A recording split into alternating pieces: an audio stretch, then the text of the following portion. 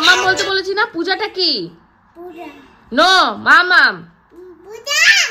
আরে পূজা বলে তো আমি ডাকি, আমি কি এখন ওকে মাম্মাম দিদি ডাকতে যাবো নাকি? ভয় নেই।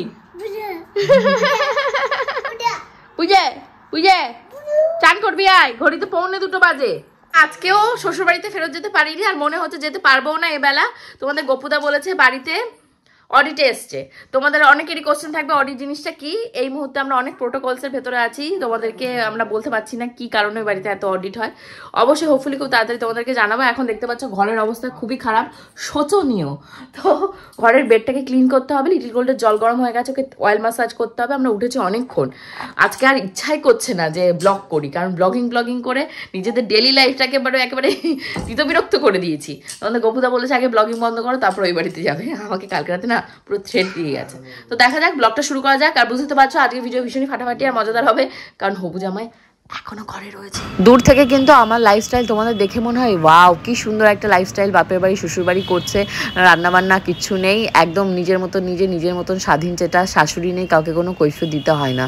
অ্যাকচুয়ালি আমার লাইফের ওপর দিয়ে যে কত বড় বড় ঝড় যাচ্ছে আর কি হচ্ছে সেটা আমি জানি। আমার মুখের হাসি দেখে, এক্সপ্রেশন দেখে, ইভেন আমার গলার ভয়েস শুনে তোমরা কোনো দিনও বুঝতে পারবে না যে কি বড় বড় ঝড় আমার ওপর দিয়ে যাচ্ছে।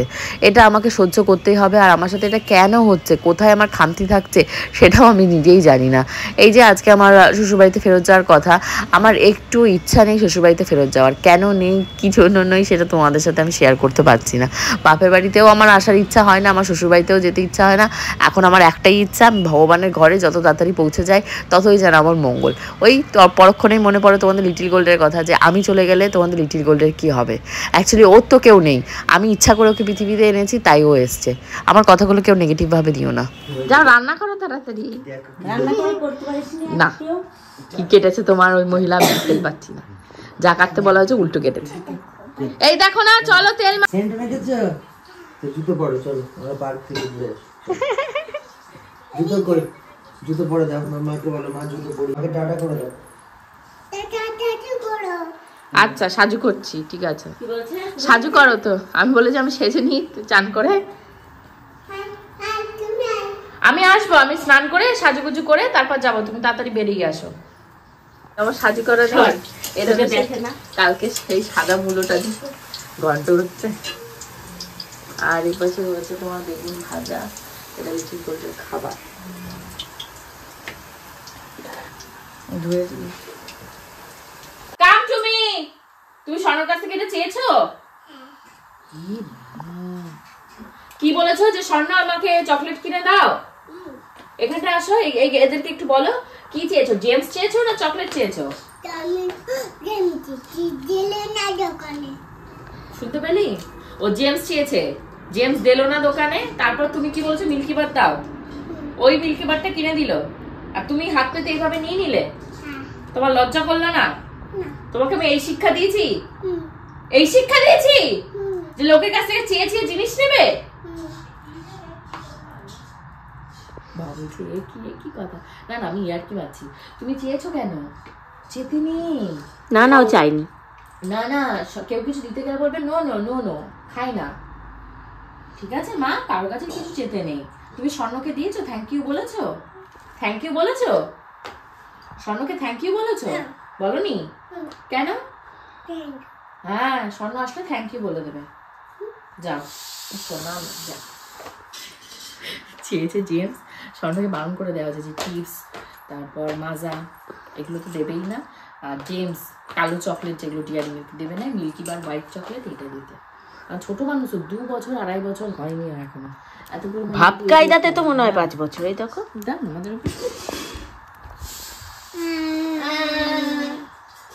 এই এই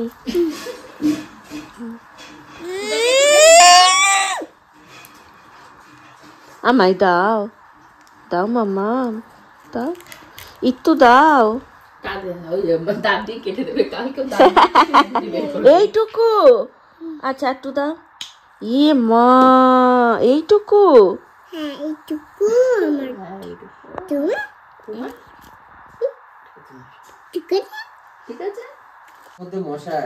ই মা আমাদের গিয়ে নালিশ করেছে যে স্বর্ণ জেমস দিলো না দিলো না কেন? দিলো না, দিলো না।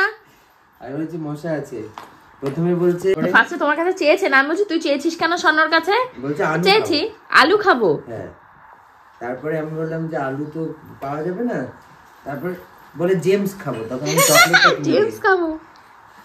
একদম বললাম জেমসের মধ্যে মশা আছে। আজকে আমার যোগা টিচার আসার কথা ছিল, আমার যোগা করার একটু ইচ্ছে নেই। মানে বললাম না, মানুষের যদি বাঁচার ইচ্ছে চলে যায়, সে আর যোগা করে কি করবে বলো, ফিট থেকে আর কার জন্য কি। তো আমি মাকে বললাম, মা তুমি একটু বাড়িতে রেস্ট নাও, আমি চলে এসেছি। যোগা টিচারকে সাহানিকে বারণ করে দিয়েছি, তোমায় আসতে হবে না। এখন সন্ধ্যেবেলায় যে একটু চা কফি নিয়ে এসছে, এগুলো খাবো, এবার বাড়ি যাবো। খাবে। নেল পালিশ কে পরিয়ে দিল? নেল পালিশ পরেছো কেন হাতে?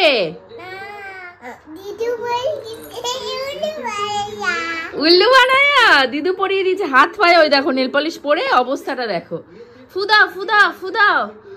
উফ উফ বাবা, কি ঢং কি ঢং গো। সন্ধ্যাবেলা এসেই ভেবেছিলাম ফেরত চলে যাবো, আর থাকবো না। তারপর পূজা বলছে না, একটু চাউমিন করে মানে খাইয়ে রেখে যা, আমি চাউমিন কালকে খাবো, তুই বানিয়ে রেখে গেলে, যা হয় আর কি।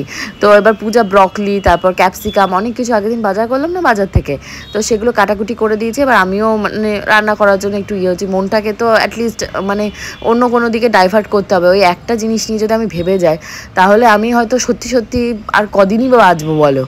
তো আমি বললাম ঠিক আছে, আমি এখন বানাচ্ছি। তো বানিয়ে নিয়ে আস্তে আস্তে বাড়িতে অনেকখানি রাত হয়ে গেছে, প্রায় 10:30 বাজে।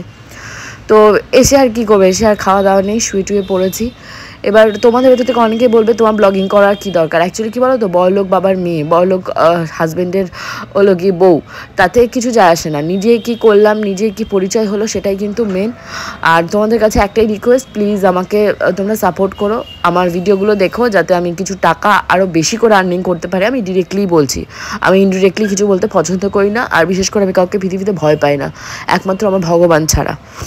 তো এখন চাউমিনে সমস্ত রকমের সস দেওয়া হয়ে গেছে। চাউমিনটা এখন মিক্সিং চলছে। এটা কিন্তু ধনে পাতা দেওয়া যাবে না, বুঝেছিস, তাহলে ফ্লেভারটা চলে যাবে। এই যে আমরা স্প্রিং অনিয়ন যেটা সেটা কাটা রয়েছে, এটা পরে দেবো। শীতকালে এটাই মজা। বাবু জানো তো ছাদে স্প্রিং অনিয়নের চাষ করেছে, আগে আমি দেখিয়েছিলাম না, ভালো হয়েছে। না কিনলেই ভালো হতো, আমাদের কুচুট করে কেটে এনে দিয়েছিল। সবাইকে আমি আরেকটা কথা বলতে চাই, সেটা হলো কেউ কিন্তু আমাকে নেগেটিভভাবে নিও না, বা এইভাবে ভেবো না যে আমি কাউকে ডিমোটিভেট করছি। অ্যাকচুয়ালি আমি নিজেকে নিজে মোটিভেট করতে পারছি না রাইট নাও, তার জন্য আমি এরকম টাইপের কথাবার্তা বলছি। আমি সময়ের উপর ভরসা আছে, আমার ভগবানের ওপরও মানে ভরসাটা অবশ্যই আছে, তার জন্যই বেঁচে আছি। না হলে হয়তো আমার কি বলো তো, আমার লাইফ আমার অধিকার, আমি যখন চাইবো যা ইচ্ছা করতে পারবো।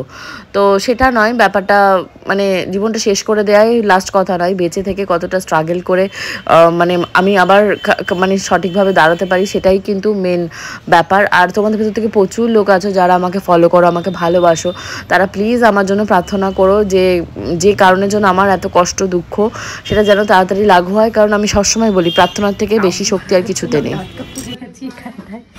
তো অনেকদিন বাদে ঝুনু কাকি এসে, ঝুনু কাকির শরীরটা একটু অসুস্থ, তার জন্য আসতে পারিনি। লিটিল কোল তো ঝুনু কাকিকে পেয়ে বেজায় খুশি। দিদি থাকে কোন বাড়ি? তোর ন্যানা যেন না আসে। এটা আচ্ছা ঠিক আছে, এটা কাদের বাড়ি? আর ভাত খাবো, এটা কাদের বাড়ি? বাবার বাড়ি। এটা নাকি বাবার বাড়ি। আর যে বাড়িতে আমরা ছিলাম এতদিন দাদুর সাথে, দিদুর সাথে, মামামের সাথে, ওটা কাদের বাড়ি? এত বড় একটা ব্যাগ নিয়ে আমি এই যখন শ্বশুরবাড়ি থেকে বাপের বাড়িতে যাচ্ছিলাম, মানে হেন কোনো লোক নিয়ে আমায় জিজ্ঞাসা করেনি যে বাপের বাড়িতে কতদিনের জন্য যাচ্ছ। অ্যাকচুয়ালি এরকমই হয়, শ্বশুরবাড়ি থেকে বড় ব্যাগ নিয়ে বাপের বাড়িতে গেলে সবারই একটা সন্দেহভাজন দৃষ্টিতে তাকায় যে কী না কি নিয়ে যাচ্ছে শ্বশুরবাড়ি থেকে। বাট দেখো কত ইজি না, শ্বশুরবাড়ি থেকে মানে বাপের বাড়ি থেকে যদি এরকম একটা ব্যাগ ভর্তি করে শ্বশুরবাড়িতে আনা হয়, ওরে বাপরে বাপ, কত ব্যাগ ভর্তি করে বাপের বাড়ি থেকে জিনিসপত্র নিয়ে এসছে। তো ওর ভেতরে কিছুই নেই, আমার কতগুলো সোয়েটার, লিটিল গোল্ডের শীতের জামা কাপড়, আর একটা পাল্লা পুরো ফাঁকা, কিচ্ছু নেই। অ্যাকচুয়ালি ওই ছোটো ছোটো ব্যাগশো পাটকারা ওইগুলো নিয়ে আমার অটো টোটোতে ট্রাভেল করতে ভীষণ কষ্ট হয়, তার জন্য আমি ওই ট্রলি ব্যাগটাকে গুছিয়েছি। তো বাড়িতে এসে দেখতে পাচ্ছি সব কিছু শিবানীরই গুছিয়ে টুচি মোটামুটি রেখেছে, এক ওয়াশিং মেশিন জামা কাপড় এখন কাচবো। ফাইনালি একটা বড় কাজ মিটে গেছে, সেটা হলো ঘর বাড়ি। আমি এসে দেখি মোটামুটি পরিষ্কার পরিচ্ছন্ন হয়ে আছে, শিবানী গুছিয়ে টুচিয়ে রেখেছে। আর তোমাদের গপুদাও আজকে অপচয় বেশি কিছু করেনি। লিটিল গোল্ড ওই ঘরে খাটির উপর বসে বসে ও সমস্ত রান্নাবাটি দিয়ে রান্নাবান্না করছে। তো আমি বললাম এগুলোকে গোছা গুটিয়ে এখন তুমি বিছানাটা পাতো। ওকে বললেও বিছানা পাততে পারে, খুব সুন্দর বিছানা পাততে পারে। কার বালিশ কোথায়, কার কোল বালিশ কোথায়, কার পিলো কোথায়, কম্বল টম্বল সব অ্যাডজাস্ট করছে। আমি এখন ফ্রেশ হয়ে একদম শুতে যাবো। আর হোপফুলি আজকে ব্লগটাও তোমাদের ভালো লেগেছে। যদি ভালো লাগে অবশ্যই write down on the comment section. তো তোমাদের থেকে অনেকেই বলে যে প্রিয়াঙ্কা তোমার এই বাপের বাড়ি যাওয়ার নাটক নাটকটা ভালো লাগে না। অ্যাকচুয়ালি এটা নাটক নয় গো, এটা আমার রিয়েল লাইফ। আমার কিছু করার নেই, আমার দুটোই মেনটেন করতে হবে। আমার বাবা মাও আমার কাছে ইম্পর্টেন্ট, আমার বড় আমার কাছে ইম্পর্টেন্ট। যেহেতু এখানে আমার শ্বশুর শাশুড়ি নেই, যদি থাকতো তাহলে তাদের উপর আমার কর্তব্য দায়িত্ব আলাদা থাকতো। যখন ছিল তখনের ব্লগগুলো তোমরা দেখো, তাহলে জানতে পারবে যে আমি কতটা বাপের বাড়ি গিয়ে থাকতাম, কতটা কি করতাম।